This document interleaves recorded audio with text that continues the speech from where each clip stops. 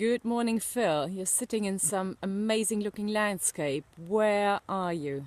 Well, I'm sitting on a Greenland sledge in the capital of Greenland, Nuuk, which is on the west coast, about a third of the way up the huge island from the tip. And how did you get to Nuuk? Well, via a lot of rather circuitous places, but we arrived here immediately from Narsarsuaq, which is about 300 miles to the south, which is one of the former US bases from World War II, Bluie West 1 it was, well known in those days. And we arrived from there yesterday, and we've overnighted here in a rather nice traditional chalet type accommodation, and we're preparing to leave for Canada today. Fantastic. You were talking, we have flown over some Bluie East airfields. I heard a story that you and the Beech actually made one of the most spectacular landings in recent aviation history at Bluie East 2 the other day. How was that experience? Well, it was a challenging experience, particularly for the pilot, John Herbert, but also for us as owners, because the strip has only been visited by aircraft perhaps 4 or 5 times in the last 70 years.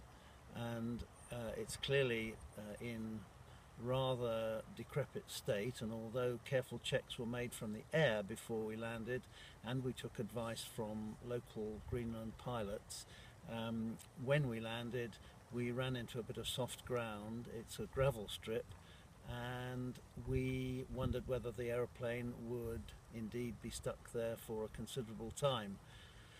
So there was some concern about getting the aeroplane away from where it was, and then secondly, of course, taking off again to leave to go back to Kulusuk. And we managed, or John managed, to get the aeroplane taxied up to a harder bit of gravel, and ultimately, by using special short field techniques that he has practiced in Africa, we managed just to get off the runway and climb our way down the fjord. But there were quite a few nervous moments during that period. I could see a huge relief on your face, and the only sad thing is I couldn't offer you a bottle of whiskey as we were safely off the ground. It was one of the most interesting and worrying moments of this flight so far. What other highlights were there on this trip so far, Phil? Well, I think flying across the ice cap, the Greenland ice cap, which is not always possible because it's frequently covered in cloud, and it does rise to over 12,000 feet in places, and so you can't just set out and fly across the ice cap, even though it looks flat and easy. But it's the most spectacular expanse of solid ice, and that of course is where a very large proportion of the world's frozen water still remains.